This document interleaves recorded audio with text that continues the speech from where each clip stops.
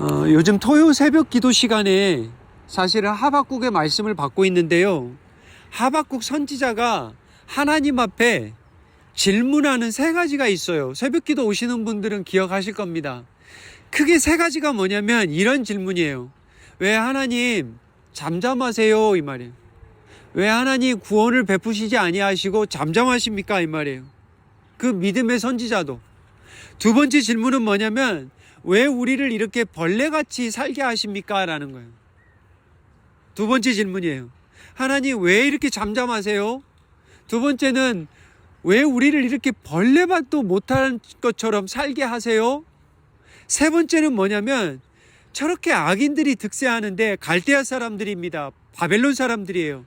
저렇게 악인들이 득세하는데 하나님 의인들을 핍박하고 그리고 주위에 있는 많은 여러 나라들을 무자비하게 짓밟고 멸망하고 살아가는데 이것이 옳습니까? 라는 질문이에요. 요 세 가지예요. 왜 잠잠하십니까? 왜 우리를 이렇게 살게 하세요? 이것이 옳습니까? 이 질문이에요. 믿음의 하박국도. 왜냐면 고난을 받고 있으니까. 근데 오늘 사도행전 말씀도 이 세 가지 질문에 딱 맞는 얘기예요. 이런 질문을 들었을 때 하나님은 하박국에게 뭐라고 그랬냐면, 내가 의인이니? 네가 나를 믿니? 그러면 너가 의인이라면 믿음으로 살아야 된다. 그렇게 답을 주셨어요. 내가 잠잠한 것도 네가 믿어야 되고, 내가 이렇게 악인들을 들어서 의인을 심판하는 것도 네가 믿어야 되고, 네가 생각할 때는 이게 옳지 않은 것 같지만 그것 또한 하나님을 믿으라는 거예요. 지금 당장 고난이 없어지지 않고 저 악인들이 멸망당하지 않아도 하나님의 때를 기다리면서 나를 믿으라는 거예요. 그런데 사도행전 오늘 말씀에 보면 하박국의 환경하고 정확히 맞아떨어집니다. 본문 내용이 이렇게 시작하는 거예요. 헤롯 아그리파 1세가 이 왕이 손을 들어서 교회 중에 몇 사람을 해하고자 합니다. 사도 요한 형제 야고보를 칼로 죽이는 거예요. 여러분, 12사도 중에 이제 첫 사도가 순교를 당하는 거죠. 사도행전에 보면 첫 순교자가 누구였어요? 예, 우리 커피 브레이크 하신 분들은 바로 이렇게 나오죠. 첫 순교자는 누구였냐면 7집사 중에 한 명이었습니다. 스데반이에요. 사도들이 아니었습니다. 그런데 드디어 이제 12사도 중에 순교자가 나오는 거예요. 그게 누구냐면 천둥의 아들, Sons of Thunder, 요한과 야고보, 천둥의 아들, 세베대의 아들, 그 두 사람 중에 한 사람인 야고보가 순교를 당합니다. 누가 죽여요? 헤롯 대왕의 자손인 아그리파 1세. 헤롯 대왕의 아들은 안티파스는 세례 요한의 목을 베었죠. 그리고 헤롯 대왕의 이 손자는 아그리파 1세는 이제는 야고보를 칼로 또 죽입니다. 이 헤롯 대왕들은 악인들이에요. 쉽게 말하면 하박국으로 치자면 갈대아 사람들에 맞는 거예요. 이게 맞는 얘기, 이게 다. 저렇게 악인들이 활개치는데 하나님 왜 잠잠하십니까? 이게 옳습니까? 그래서 이제 이 헤롯 아그리파 1세가 사도 야고보를 죽였는데 유대인들이 너무 기뻐하는 거예요. 정치가잖아요. 그래서 옳거니 잘 됐다. 유대인들에게 표심을 받아야 되니까 이제는 누구를 죽이려고 마음을 먹냐면 사도 베드로, 12사도 중에 수장을 잡아서 죽이려고 합니다. 교회의 가장 리더예요, 그 당시에. 그런데 성경에 보면 잡아서 죽이려고 했는데 이때 유월절이 겹친 거예요. 여러분 아시죠? 패스오버. 이스라엘 백성들이 출애굽에 430년 종살이 하다가 하나님의 은혜로 애굽에 종살이 마치고 나온 날이 패스오버 유월절입니다. 유월절은 하루를 지키지만 이 이후로 정월 15일 이후로 일주일 동안은 누룩을 먹지 않는 무교절이라는 게 있어요. 그래서 무교절 이 7일을 기다렸다가 끝나고 나면 이제 베드로를 잡아 죽여야 되겠다, 그 상황이에요. 자, 그래서 오늘 말씀에 보면 12장 6절에 보면 15절에 보면 베드로는 옥에 갇혔고 교회는 그를 위하여 간절히 하나님께 기도하더라. 교회는 뭐하고 있었냐면 기도하고 있었어요. 그때 6절에 보면 헤롯이 잡아내려고 하는 그 전날 밤, 제가 가장 은혜를 받았던 건 그 전날 밤이었어요. 그래서 오늘 말씀 세 가지로 말씀하는데 설교 제목이 그 밤입니다. 그 밤. 그래서 세 가지로 짧게 말씀드립니다. 첫째는 그 밤이 어떤 밤이냐면 죽임 당하기 전날 밤입니다. 헤롯이 잡아내려고 하는 그 전날 밤에 하나님의 은혜가 임했습니다. 제가 사도행전 하면서 성도들하고 나눈 이야기가 있어요. 하나님은 왜 이렇게 마지막까지 몰아가실까? 무교절 7일 동안 첫날, 무교절 첫날, 둘째 날, 셋째 날 풀어내셔도 되는데 꼭 하필이면 이제는 모든 것이 끝났다고 하는 그 마지막 전날 밤, 죽임 당하기 전날 밤, 베드로도 알고 있어요. 내일이면 죽는다는 거. 하나님의 역사가 언제 임했냐면 죽임 당하기 전날 밤에 임했다라는 거예요. 할렐루야. 이게 우리가 생각할 때는 우리의 삶에서 하나님, 여보, 진짜 이제 살 소망이 없어. 힘들 거야. 나 정말 많이 기다렸어. 근데 때로는 우리의 삶이 마지막 코너까지 가는 거예요. 하나님의 믿음의 역사를 하는데 마지막 전날까지 하나님이 기다렸다가 꼭 그날에 하나님이 역사하시는 거 볼 수 있습니다. 7절에 보면 호련히 주의 사자가 나타나매 옥중의 광채가 빛나며 또 베드로의 옆구리를 쳐 깨워 이르되 급히 일어나라 하니 쇠사슬이 그 손에서 벗어지더라. 천사가 이르되 띠를 띠고 신을 신으라 하거늘 베드로가 그대로 하니 천사가 또 이르되 겉옷을 입고 따라오라 한데 9절입니다. 베드로가 나와서 따라갈새 천사가 하는 것이 생시인 줄 알지 못하고 환상을 보는가 하니라. 한 가지 우리가 확실한 것은 베드로조차도 이것이 생시인지 꿈인지도 모르고 있었어요.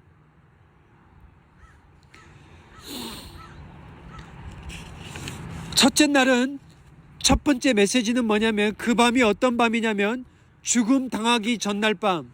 베드로도 전혀 예상치 못한 그 밤. 둘째 날은 두 번 메시지는 뭐냐면 또 하나는 뭐냐면 풀려나는 밤입니다. 풀려나는 밤이에요.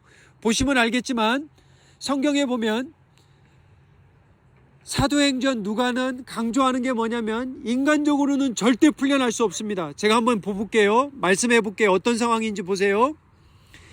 옥에 가두어서 군인 4명씩 한 패에다 맡겼습니다. 베드로를 예전에 한번 가뒀는데 풀려난 적이 있었거든요. 그래서 이번에는 절대 안 된다는 거죠. 그래서 4명씩 한 쌍이 되어서 4패에게 맡기고요. 그리고 잠을 자는데 두 군인 틈에서 자고 있었고요. 성경에 보면. 그리고 성경에 보면 두 쇠사슬에 매여서 자고 있었고요. 세 번째는 또 뭐냐면 파수꾼들이 옥 밖에서 지키고 있었습니다.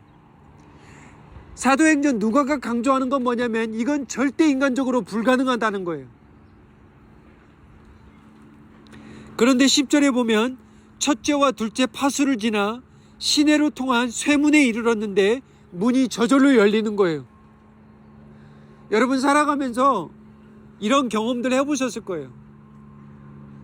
그렇게 열라고 해도 문이 안 열리더니 하나님이 열어주시니까 그냥 걷잡을 수 없이 보세요. 첫째와 둘째 파수가 문이 열리는 거예요. 이게 인간의 힘으로는 안 됩니다. 이 날이 어떤 날이냐?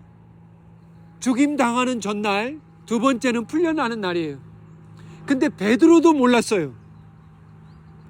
기도의 베드로, 사도의 사도인 베드로도 이 날이 자기가 풀려난다는 걸 몰랐어요. 모르겠습니다. 야고보처럼 자기도 내일이면 죽는다라고 생각을 할 수도 있겠죠. 우리가 살아가면서 정말 막 마지막까지 포기하지 말아야 되는 게 뭐냐면 바로 그 믿음입니다. 하나님께서 모든 것을 감당해 주시겠지. 포기하지 말아야 돼요. 예수님께서도 말씀하셨잖아요. 두드리라고, 기도하라고. 세 번째 말씀은 무슨 말씀이냐면, 첫 번째는 죽임당하기 전날, 두 번째는 풀려나는 날, 세 번째는 뭐냐면 기도하던 밤입니다. 풀려나기 전날 밤, 풀려나는 밤, 죽임당하기 전날 밤, 풀려나는 밤, 세 번째는 뭐냐면 기도하던 밤이에요. 성경에 보면 12절에 가면 이런 말씀이 있습니다. 베드로가 이제 풀려나서 가는데 어디를 가냐면 12절에 가면 마가라 하는 요한의 어머니 마리아의 집에 가니 여러 사람이 거기에 모여 기도하고 있더라, 이 말이에요. 참 이게 은혜롭습니다. 베드로는 믿음으로 잔 것 같아요. 그런데 성도들은 뭘 하고 있었냐면 마가라는 요한, 이 어머니 집에서, 마가의 다락방이에요. 이게 누구냐면 마가 요한이 누구죠? 마태, 마가 하는 이 마가복음의 저자가 바로 이 마가입니다. 나중에 보시면 알겠지만 1차 여행 선교 같이 함께 따라갔던 사도 바울과 함께 갔던 이 마가입니다. 그런데 성도들이 무엇을 하고 있냐면 기도를 하고 있었어요. 이게 누가복음이 지금 강조하는 거예요. 우리가 야외 예배지만 제가 12장까지인데요. 오늘 커피 브레이크 하면서 제가 그 얘기를 했습니다. 사도행전을 계속 1장부터 읽어보세요. 기도가 나오지 않는 장이 없습니다. 제가 한번 천천히 읽어볼게요. 1장 14절, 제자들과 예수의 어머니 마리아와 예수의 아우들과 더불어 마음을 같이하여 오로지 기도에 힘쓰더라. 2장 1절, 오순절 날이 이름에 그들이 한 곳에 모여 기도하더라. 그 말씀이에요. 3장 1절, 제9시 기도 시간에 베드로와 요한이 성전에 올라갈새 이때 성전 미문 앞에 있는 안진뱅이를 만납니다. 기도하러 갈 때. 4장 34절, 그들이 이렇게 기도해요. 사도들이 옥에 있을 때 그들이 듣고 한 마음으로 하나님께 소리를 높여 이르되 대주제여 천지와 바다와 그 가운데 만물을 지으신 이시오. 5장 6절, 6장 4절이에요. 우리는 오로지 기도하는 일과 말씀 사역에 힘쓰리라. 7장이에요. 스데반이 이제 죽는데 죽기 전에 이렇게 기도합니다. 주 예수여 내 영혼을 받으시옵소서. 주여 이 죄를 그들에게 돌리지 마옵소서. 예수님같이 기도하고 죽죠. 8장에 가면 15절에 가면 사마리아인들이 성령 받기를 위하여 기도합니다. 9장에 가면 사도 바울의 다메섹에서 예수님을 만나고 눈을 잃고 3일 동안 먹지도 못하고 있는데 하나님이 기도하고 있던 아나니아를 부르셔서 사울에게 보내죠. 10장에 가면 고넬료가 기도 중에 베드로를 만납니다. 11장에 가면 베드로도 기도 중에 고넬료가 보낸 자를 만납니다. 제가 말씀하고자 하는 것은 뭐냐면 사도행전의 모든 장들이, 거의 모든 장들이 뭐냐면 기도예요. 기도 중에 하나님의 능력이 맺고요, 기도 중에 마음이 하나 됐고, 기도 중에 안진뱅이를 만날 수 있었고, 기도 중에 7 집사를 세울 수 있었고, 기도 중에 죽었었고, 기도 중에 하나님 앞에 사람들을 축복할 수 있었고, 기도 중에 성령이 임했고, 오늘 말씀처럼 기도 중에 베드로가 살아나는 역사가 임했습니다. 그래서 저는 기도하렵니다. 여러분은 기도하시겠습니까? 저는 기도할 거예요. 왜냐하면 성경이 그렇게 이야기를 하니까 기도에 대해서 교리를 몰라도 기도는 해야 되겠다라는 확신이 드는 거예요. 사람을 만나려면 기도해야 되는구나. 저 사람을 미워해도 사랑하려면 만나야 되는구나. 나를 죽일지라도 저 사람을 축복하려면 기도해야 되는구나. 내 자식이 힘들 때 아버지 어머니가 기도해야 되는구나. 지도자가 힘들 때 교회가 기도해야 되는구나. 선교를 위해서 기도해야 되는구나. 제가 어제 아빠의 날이라고 아이들이 카드를 주고 선물을 주는 거예요. 근데 이 티셔츠 사실 읽기 불편해요. 왠지 아세요? 우리 아이들은 너무 좋다고 하는데 저는 약간 불편해요. 왠죠? 왜냐하면 제가 베스트 데드가 아닌 줄 알거든. 근데 쟤네들이 베스트 데드래요. 제가 그 생각을 그 전에 했는데 이 세상에서는 제가 베스트 데드는 아닙니다. 이 세상에 베스트 데드 조동현 장로님, 이영훈 집사님, 홍종희 집사님 얼마나 많아요. 베스트 데드가. 그런데 제가 그런 생각을 했어요. 우리 가정에서는 베스트 데드 하면 되겠다. 우리 가정에서는 베스트 데드 하면 되겠다. 우리 교회 안에서는 정말 베스트 패스터 되면 되겠다. 이 세상에 패스터들이 얼마나 좋은 분들이 많은지 몰라요. 제가 따라갈 수가 없습니다. 그런데 교회 안에서 성도들에게 그래도 부족하지만 베스트 패스터, 베스트 파더, 베스트 브라더 그러면 되겠다. 그래서 막내가 쓴 카드를 읽어보니까 제가 너무 부끄러워요.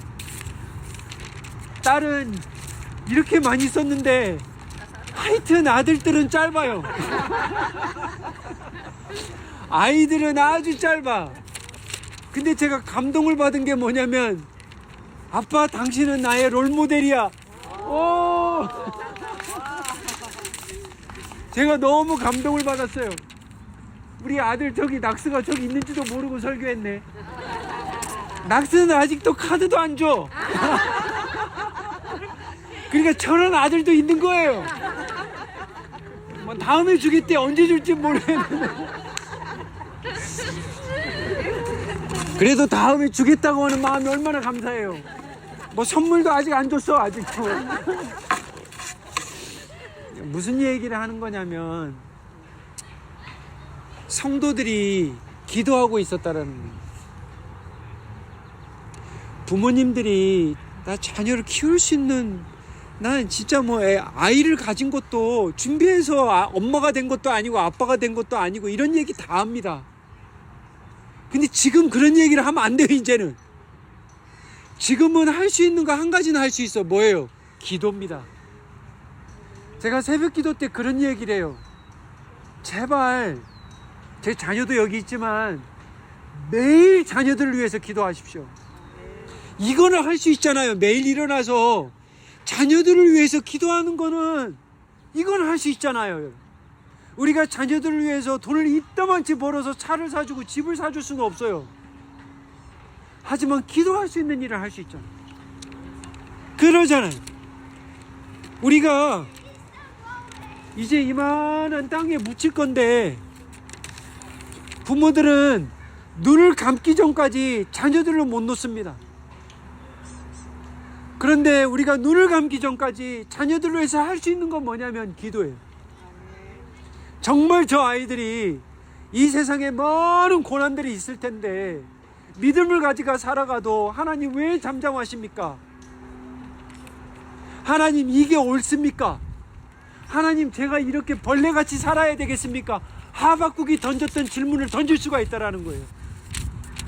그럴 때 이 아이들이 의인은 믿음으로 살리라라는 이 말씀을 붙들고 그래요 하나님 제가 믿음으로 살겠습니다. 우리 아이들도 믿음으로 살겠습니다라는 이런 고백이 나오도록 우리 아버지들이 특별히 우리 아버지들이 그렇게 기도해야 돼요. 말씀을 맺겠습니다. 오늘 죽음과 삶에서 말씀을 나눴는데 죽는 것도 믿음으로 죽어야 돼요. 아멘. 저는 이 말씀에 왜 은혜가 됐냐면 똑같이 기도했는데 야고보는 죽었어요. 이거 어떻게 설명할 거예요? 똑같이 교회가 기도했는데 세베대의 아들 세베대가 기도하지 않았겠냐고요. 아버지가 야고보의 아버지가 기도하지 않았겠냐고요. 그런데 야고보는 죽임 당하는 거예요.